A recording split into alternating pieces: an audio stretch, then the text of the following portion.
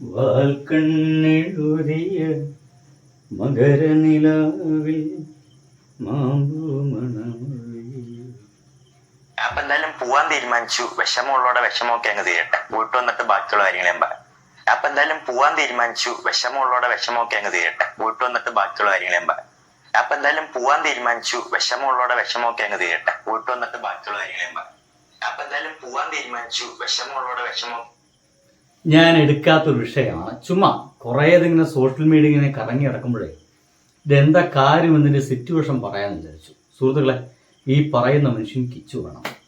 ഇനി കിച്ചു എന്തുകൊണ്ട് ഇങ്ങനെ പറയുന്നു എന്നതായിരിക്കും പലരുടെയും സംശയം. അപ്പം ഇനി അതുകൂടി നമുക്കൊന്ന് കേൾക്കാം. ഇതാണ് അതിൻ്റെ ഏറ്റവും പ്രധാനപ്പെട്ട ഒരു കാരണം. ഞാൻ എന്ത് ദ്രോഹം ചെയ്തിട്ടാണെന്ന് അറിയത്തില്ല. ഞാനൊരു 11 വയസ്സ് തൊട്ട് നോക്കിയ ഒരു കുട്ടിയുണ്ട്. അവൻ ഇതുവരെ തിരിഞ്ഞു കയറിയിട്ടില്ല. എൻ്റെ ഈ ചാനലിൽ കൂടെ ഞാനിത് പറഞ്ഞാൽ ഇത് വലിയ വിവാദമാകുമെന്ന് എനിക്കറിയാം. പക്ഷെ വിവാദമാക്കാൻ പറഞ്ഞതല്ല. അവനോട് എനിക്ക് കുഴപ്പമില്ല, ക്ഷമിക്കുക. ആരും അത് വിവാദമാക്കരുത്.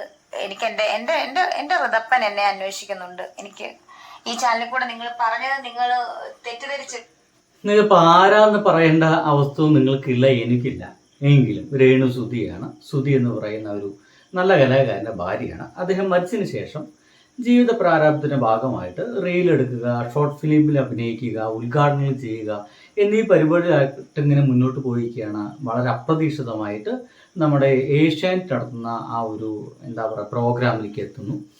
ആ പ്രോഗ്രാമിൽ എത്തിയോട് കൂടിയിട്ട് ഇവർക്ക് കൂടുതൽ റീച്ച് കിട്ടുന്നു, കൂടുതൽ ആളുകൾ കാണുന്നു. ഇവർ പുറത്തേക്ക് ഇറങ്ങുന്നു.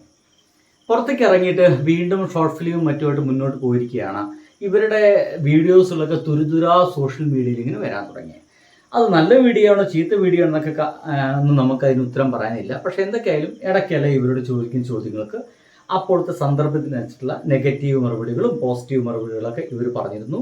ചിലതൊക്കെ ഒരല്പം സഭ്യത കൂടിപ്പോയതോ സഭ്യത ഇല്ലാത്തതോ ആയിട്ടുള്ള മറുപടികളൊക്കെ, ചോദ്യങ്ങളും മറുപടി ഇപ്പോഴത്തെ സോഷ്യൽ മീഡിയ രീതിയിൽ അറിയാലോ, അതൊക്കെ പറഞ്ഞു. ഇതിൻ്റെ ഭാഗമായിട്ട് ഇവരെയും ഇവരുടെ ചില വാക്കുകളെയും ഇവരെ നടത്തത്തെയും ഒക്കെ ഒരുപാട് ഗംഭീരമായിട്ട് സോഷ്യൽ മീഡിയയിൽ എല്ലാവരും വിമർശിക്കുന്നുണ്ട്. ഏറ്റവും കൂടുതൽ വിമർശിക്കുണ്ടായിരിക്കും എന്നൊക്കെ തോന്നുന്നു. എനിക്ക് തോന്നുന്നു സീക്രട്ട് ഏജന്റ് അടക്കമുള്ള, പിന്നെ വേറൊരു മനുഷ്യനുണ്ട്, ഒരു താടിയും മുടിയൊക്കെ വെച്ചൊരു മനുഷ്യനുണ്ട്, അത് പേരൊക്കെ മറന്നുപോയി. അവരൊക്കെയാണ് ഏറ്റവും കൂടുതൽ രേണു സുധിയെ വിറ്റ് ജീവിച്ചു എന്നൊക്കെ പറയുന്ന ആളുകൾ. അത് ഈ അടുത്ത് നമ്മുടെ സീക്രട്ട് ഏജന്റ് തന്നെ പറഞ്ഞു, ഞാൻ രേണു സുധിയെ നന്നായിട്ട് വിറ്റ് ജീവിച്ച ഒരാളാണ്. അതിൻ്റെ ഭാഗമായിട്ട് അത്യാവശ്യം തുക അദ്ദേഹം നേടിയിട്ടുണ്ട്. അതിൽ നിന്നൊരു വലിയ തുക അവരുടെ ചികിത്സാർത്ഥം കൊടുക്കാൻ തീരുമാനിച്ചു. രേണുവിന് ഇപ്പോൾ ക്യാൻസറാണ്, 3rd സ്റ്റേജാണെന്ന് അറിയുന്നു. ഇതൊക്കെ നമുക്ക് കിട്ടുന്നൊരു വിവരം.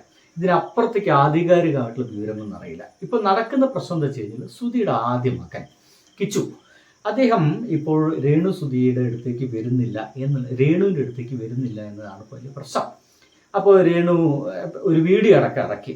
ഇത് നമ്മളൊരു സോഷ്യൽ മീഡിയ ലൈഫ് എന്ന് പറയുന്നത് നമ്മുടെ റിയൽ ലൈഫിനേക്കാൾ വേറൊരു കേന്ദ്രമാണ്. പക്ഷേ നമ്മളെ പ്രിയപ്പെട്ടവരോ ഇഷ്ടമുള്ളവരോ എന്നോ ആയിരിക്കില്ല മറുപടി അറിയുക. പലതും ഫേക്കുകളായിരിക്കും, ഫേക്ക് ഐഡികളായിരിക്കും. ഫേക്ക് ഐഡിയിൽ വന്നിട്ട് എന്ത് തെറിയും തന്തയ്ക്ക് വിളിയും പറഞ്ഞിട്ട് ഇവന്മാരാണ് പോകും. ഈ രേണു സുധി ഇപ്പം ചെയ്തത്, ഞാൻ 11 വയസ്സ് വരെ വളർത്തിയ ഒരു മകൻ എന്നെ തിരിഞ്ഞു നോക്കുന്നില്ല, ആരാന്ന് എല്ലാവർക്കും മനസ്സിലാവും, കിച്ചു ആണ്. എൻ്റെ 2ാമത്തെ മകൻ്റെ ഋതപ്പൻ, അത് അവരുടെ തന്നെ മകനാണ്. മറ്റത് ആദ്യ ഭാര്യയിൽ മറ്റേ ആൾക്കുണ്ടായ മകനാണ്. എന്തൊക്കെയായാലും ഇത് അവൻ തിരിഞ്ഞു നോക്കുന്നില്ല എന്നാണ് പറയുന്നത്. സ്വാഭാവികമായിട്ട് നാട്ടുകാർ അപ്പോൾ അവൻ എന്താ ചെയ്തുകൊണ്ടിരിക്കുന്നത് എന്നൊക്കെ ചോദിക്കും. അപ്പോഴാണടാ അവനിതാ മിഠായി ആളുകൾക്ക് കൊടുത്തു നടക്കുന്നു എന്ന് പറയുന്നത്. എന്തായാലും നമ്മൾ ഇവിടെ ചെയ്തുകൊണ്ടിരിക്കുവായിരുന്നു. അപ്പൊ ലാസ്റ്റ് ആയിട്ട് ഒരു മിഠായി കൊണ്ടാണ് കുറെ നേരമായിട്ട് നമ്മുടെ അടുത്ത് ഞാൻ എടുക്കട്ടെ ഒക്കെ വെക്കുന്നുണ്ട്. അപ്പൊ എന്തായാലും അത് ഒരു മിഠായി ഉണ്ടോ ഇത് ഏതാണ് കറക്റ്റ് ആയിട്ട് ഗസ് ചെയ്യുകയാണെങ്കിൽ അവൻ 200 രൂപ. ഇത് ഇപ്പൊ അവൻ ചോക്ലേറ്റ് ഗസിംഗ് പ്രോഗ്രാമായിട്ട് സോഷ്യൽ മീഡിയയിൽ പണം ഉണ്ടാക്കുന്ന ഒരു വഴി, ചോക്ലേറ്റ് ഗസിംഗ് പരിപാടിയായിട്ട് അവൻ നടക്കുകയാണ്. അപ്പോൾ ഇത് ഗംഭീരമായിട്ട് വൈറലാവുന്ന അവൻ എത്തുന്നില്ല. ഇനി അവൻ എത്താതിരിക്കാൻ അവൻ്റേതായിട്ടുള്ള കാരണം ഉണ്ടായിരിക്കാം. അവൻ്റേതായിട്ടുള്ള കാരണമുണ്ടെന്ന് സോഷ്യൽ മീഡിയ വിചാരിക്കുന്നത് എന്തെന്ന് വെച്ച് കഴിഞ്ഞാൽ, ഇതിനിടയ്ക്ക് സബ്സ്ക്രിപ്ഷൻ തുടങ്ങിയിരുന്നു രേണു സുധി. ഈ സബ്സ്ക്രിപ്ഷൻ എന്ന് വെച്ച് കഴിഞ്ഞാൽ തന്നെ ഒരു നെഗറ്റീവ് സാധനം എന്നാണ് എല്ലാവരും കരുതിയിരിക്കുന്നത്. എന്തായാലും എക്സ്ക്ലൂസീവ് ആയിട്ടുള്ള ചില കാര്യങ്ങളൊക്കെ അതുവഴി രേണു സുധി കാണിച്ചിരുന്നു എന്നാണ് പറയുന്നത്. നമ്മൾ ആ വഴിക്ക് പോയിട്ടില്ല, നമ്മൾക്ക് അങ്ങനത്തെ വീഡിയോസൊക്കെ വളരെ കുറവാണ്. എന്തായാലും അങ്ങനെയൊക്കെയാണ് പറയുന്നത്. എന്തായാലും അതവിടെ നടക്കുന്നു. ഇപ്പോഴാണ് മനസ്സിലാവുന്നത് എന്തിനാണ് ഈ സബ്സ്ക്രിപ്ഷൻ തുടങ്ങിയത്, എന്തിനാണ് ഇത്രയധികം ഷോർട്ട് ഫിലിമുകൾ, അത് അലവലാതി ഷോർട്ട് ഫിലിമുകൾ, ബോറൻ ഷോർട്ട് ഫിലിമുകളൊക്കെ എന്തിനാണ് ഇവരിങ്ങനെ അഭിനയിച്ചത് ഇവരെന്തിനാ ഏറ്റവും കൂടുതൽ ഉദ്ഘാടനത്തിന് പോയേ എന്നൊക്കെ ഇപ്പം അന്വേഷിച്ച് നോക്കുമ്പോഴാണ് മനസ്സിലാവുന്നത് ഇവർക്ക് ക്യാൻസറാണെന്ന് ഇവർക്ക് മുമ്പ് തന്നെ അറിയാമായിരുന്നു അത്രേ. അപ്പം അത് മറച്ചു വെച്ചിട്ടായിരുന്നു ഇവർ ഈ പരിപാടിയൊക്കെ ചെയ്തുകൊണ്ടിരുന്നത്. എന്താണെന്ന് വെച്ച് കഴിഞ്ഞാൽ ആ ഒരു അസുഖത്തിന് ചികിത്സിക്കാൻ പണം വേണം. അപ്പോൾ കാറ്റുള്ളപ്പോൾ തൂറ്റുക എന്ന് പറയുന്ന പരിപാടി പോലെ ഇവർ കാറ്റുണ്ടായിരുന്നു, അതുകൊണ്ട് നന്നായി തൂറ്റി എന്ന് വെച്ച് കഴിഞ്ഞാൽ അവർക്ക് നല്ല അനുകൂലമായിട്ടുള്ളൊരു മണ്ണായിരുന്നു, അതുകൊണ്ട് അവർ നന്നായിട്ട് കളച്ച് വൃത്തിയായിട്ട് കുറേ പൈസ വാരിയെടുത്തു. ആ പൈസ കൊണ്ട് ചികിത്സ മുന്നോട്ട് കൊണ്ടുപോകാമെന്നാണ് അവർ വിശ്വസിക്കുന്നത്. നമുക്കതിന് തെറ്റൊന്നും പറയാൻ കഴിയില്ല. സോഷ്യൽ മീഡിയ കൊണ്ട് ജീവിക്കുന്ന ആളുകളുണ്ട്, സോഷ്യൽ മീഡിയ ജീവിതത്തിൻ്റെ ഭാഗമാക്കുന്ന ആളുകളുണ്ട്. അതുകൊണ്ട് തന്നെ സോഷ്യൽ മീഡിയ ജീവിതത്തിൻ്റെ ഭാഗമായിട്ടുണ്ട് എങ്കിൽ നമ്മുടെ ജീവിതത്തിൽ നടക്കുന്ന എന്തും സോഷ്യൽ മീഡിയ വഴി വിളിച്ചു പറയുക എന്നുള്ളതാണ്. അതാണ് ഇപ്പോൾ രേണു നടത്തിക്കൊണ്ടിരിക്കുന്നത്. ആദ്യ മകൻ വന്ന് കാണാത്ത വിഷമം പോലും അവനെ വിളിച്ചു പറയുന്നതിനേക്കാൾ അപ്പുറമായിട്ട് ഇവർ ചെയ്യുന്നത് എൻ്റെ ആദ്യ മകൻ എന്നെ കാണാൻ വരുന്നില്ലേ എന്ന സങ്കടത്തോടെ ഒരു വീഡിയോ ചെയ്യുകയാണ് ചെയ്തത്. എന്തായാലും അതിന്റെ മറുപടി എന്നോളാണ് കിച്ചുവിന്റെ അക്കൗണ്ടിൽ നിന്ന് ഇങ്ങനത്തെ സാധനം കാണുന്നത്. അപ്പൊ എന്തായാലും പോവാൻ തീരുമാനിച്ചു, വിഷമമുള്ളവരുടെ വിഷമമൊക്കെ അങ്ങ് തീരട്ടെ, പോയിട്ട് വന്നിട്ട് ബാക്കിയുള്ള കാര്യങ്ങളെയും പറയാം. അപ്പൊ എന്തായാലും പോവാൻ തീരുമാനിച്ചു, വിഷമമുള്ളവരുടെ വിഷമമൊക്കെ അങ്ങ് തീരട്ടെ, പോയിട്ട് വന്നിട്ട് ബാക്കിയുള്ള കാര്യങ്ങളെയും പറയാം. കണ്ടില്ലേ? അപ്പൊ ഇങ്ങനത്തെ ഒരു വീഡിയോ കൂടി അവന്റെ ഭാഗമായിട്ട് ഇറങ്ങിയിരിക്കുന്നു എന്നുള്ളതാണ്.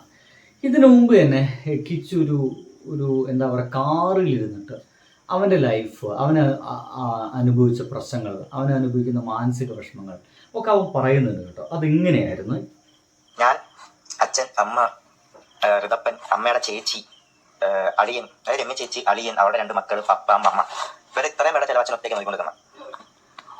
മനസ്സിലായോ? അതും ആ ടൈമിൽ ഇങ്ങനെ അച്ഛനാണെങ്കിൽ ഈ അച്ഛൻ്റെ എൻ്റെ ഒരു മെയിൻ സ്വഭാവം നോ പറയാൻ അറിയത്തില്ല ആരുടെ മുന്നിൽ. അത് ഞങ്ങൾക്ക് 2 പേർക്കും അറിയാം, കൊള്ളാത്ത സ്വഭാവമായിരുന്നു നോ പറയാൻ. അവൻ അവൻ്റെ വിഷമങ്ങളൊക്കെ പറയുന്നുണ്ട്. അങ്ങനെ ഇവരങ്ങോട്ടും ഇങ്ങോട്ടും ഇങ്ങനെ വളരെ പെട്ടെന്ന് ഒരു അകൽച്ച വരാൻ തുടങ്ങി. പലപ്പോഴും കിച്ചുവിനെ പറ്റി ചോദിക്കുമ്പോഴൊക്കെ രേണുസുതിയും അയ്യോ ചോദിക്കല്ലേ, ഇനിയിപ്പോൾ കിച്ചുവിനോട് രേണുവിനെ പറ്റി ചോദിക്കുമ്പോഴോ അയ്യോ ചോദിക്കല്ലേ എന്നൊക്കെ പറയാൻ തുടങ്ങിയെന്നേ. കിച്ചുവിന്റെ ഒരു ഉദ്ഘാടനം ഉണ്ടായിരുന്നു, കണ്ടായിരുന്നു? പൊന്നു ചേട്ടാ, ഉദ്ഘാടനോ ബ്ലോഗോ എന്ത് വേണേ ആ ഒരു തൊഴിൽ തന്നെ കിച്ചും പിന്നീട് നടത്തി, അല്ലെങ്കിൽ ആദ്യം കിച്ചുവാണ് നടത്തിയത്, പിന്നീട് ഇവർ നടത്തി എന്നൊക്കെ പറയുന്ന പരിപാടികളൊക്കെ നടക്കുന്നുണ്ട്. സംഗതി എന്തായാലും സോഷ്യൽ മീഡിയയിൽ ജീവിക്കുന്ന കുറച്ച് പേർ, അവർ തമ്മിലുള്ള പ്രശ്നങ്ങൾ എന്തൊക്കെയായാലും തൻ്റെ അച്ഛൻ്റെ ഭാര്യയാണ്, അതുകൊണ്ട് അവിടെ വരിക, കാണുക, അതും അസുഖമുള്ള സമയത്താണല്ലോ നമ്മൾ മനുഷ്യർ കൂടുതൽ അടുക്കേണ്ടത്. അവർക്ക് ചെയ്യുക എന്നുള്ള കിച്ചുവിൻ്റെ ഒരു ചുമതലയാണെന്നൊക്കെ വിചാരിക്കുന്നു. അതിന് ഭാഗമായിട്ട് ഇപ്പോൾ പോയി കണ്ടിട്ടുണ്ടായിരിക്കും. ഇനിയിപ്പോൾ നാളെ വരിക, ഞാൻ എൻ്റെ കിച്ചുവിനെ കണ്ടു, അവൻ എന്നോട് ഭയങ്കര സ്നേഹമാണ് എന്നൊക്കെ പറഞ്ഞിട്ടുള്ളൊരു സങ്കട വീഡിയോ കൂടി അടുത്ത ദിവസമൊക്കെ വരാൻ സാധ്യതയുണ്ട്. എന്തൊക്കെയായാലും ഇത് ഇപ്പോൾ ഒരു വേഴ്സ് സിറ്റുവേഷനാണ് രേണുസുതിക്ക്. ഇത് ഒരാളും വരരുതേ എന്ന് ആഗ്രഹിക്കുന്ന ഒരു അസുഖമാണ്. ഒരാളും അത് അങ്ങനത്തെ ഒരു അസുഖം വരരുതെന്ന് തന്നെയാണ് എല്ലാ മനുഷ്യരും ആഗ്രഹിക്കുന്നത്. പക്ഷേ അത് അവർക്ക് വന്നു പോയി എന്നതാണ്. അതിൽ രക്ഷപ്പെടാൻ വേണ്ടിയിട്ട് അവർ കുറേ പണം ഉണ്ടാക്കി. ഇപ്പോൾ അവർക്ക് പലരും പണം അയച്ചു കൊടുക്കുന്നുണ്ട്. അയച്ചു കൊടുക്കേണ്ടത് ഞാൻ പറഞ്ഞില്ലേ, അങ്ങനത്തെ കുറേ യൂട്യൂബേഴ്സൊക്കെ നമ്മുടെ കേരളത്തിലുണ്ട്. ഇവർ വിറ്റ് തിന്ന ഒരുപാട് യൂട്യൂബേഴ്സ് ഉണ്ട്. അവരെല്ലാം തീർച്ചയായിട്ടും അവർക്ക് അന്ന് വിറ്റ് കിട്ടിയ ആ തുകയിൽ നിന്ന് അത്യാവശ്യം തുക വാരിയ ആൾക്കാരുണ്ട്, ലക്ഷങ്ങൾ ഉണ്ടാക്കിയ ആൾക്കാരുണ്ടായിരിക്കും. ഒരു ചെറിയ തുകക്ക് അതിൻ്റെ ഭാഗമായിട്ട് കൊടുക്കുക എന്നതാണ്. സോഷ്യൽ മീഡിയ ആയതുകൊണ്ട് തന്നെ നമ്മൾ ചെയ്യുന്ന വീഡിയോസിനെ പലരും ഉപയോഗിക്കാം. ഒരുപക്ഷെ ഞാൻ പറയുന്ന വാക്കുകളൊക്കെ വളച്ചൊടിച്ച് വേറെ രീതിയിലൊക്കെ പലർക്കും വിറ്റ് കാശുണ്ടാക്കാൻ പറ്റിയാൽ കാശുണ്ടാക്കാൻ പറ്റും. എനിക്കറിയില്ല കേട്ടോ, നമ്മുടെ വാക്കൊന്നും ആരും കേൾക്കുന്നുണ്ട്. എങ്കിലും കാശുണ്ടാക്കാൻ പറ്റുമെങ്കിൽ ചിലപ്പോൾ അങ്ങനെ ഉണ്ടാക്കാം. അതിന് നമ്മൾ പരിതപിച്ചിട്ടോ നമ്മൾ വിഷമിച്ചിട്ടോ കാര്യമൊന്നുമില്ല. സോഷ്യൽ മീഡിയ ലൈഫ് ഇങ്ങനെയൊക്കെ തന്നെയാണ്. എന്തൊക്കെയായാലും ഒരു 3rd സ്റ്റേജ് എന്നൊക്കെ പറയുന്ന ഒരു പ്രതീക്ഷയുള്ള ഒരു സ്റ്റേജാണ്. തിരിച്ചു വരാനൊക്കെയുള്ള സാധ്യതകളൊക്കെ ഏറെയാണ്. അത്ര വലിയ അക്യൂട്ടായിട്ട് ഇത് അസുഖം വന്നിട്ടില്ല എന്ന് പറയുന്നു. അപ്പോൾ വളരെ പെട്ടെന്ന് കീമൊക്കെ തുടങ്ങിയിട്ട് അവർ സാധാരണ ജീവിതത്തിലേക്ക് വീണ്ടും തിരിച്ചു വരട്ടെ. വീണ്ടും സാധാരണ ജീവിതത്തിലേക്ക് തിരിച്ചു വന്നിട്ട് വീണ്ടും ഇവർ റീലുകളും ഷോർട്ട് ഫിലിമുകളായിട്ട് അവരുടെ ജീവിതം അങ്ങനെയാണ് അവർ ആഗ്രഹിക്കുന്നത്. അങ്ങനെയൊക്കെ തന്നെ പോട്ടെന്നേ, അല്ലപ്പോൾ എന്ത് ചെയ്യാനാണ്, അങ്ങനെ തന്നെ പോട്ടെ.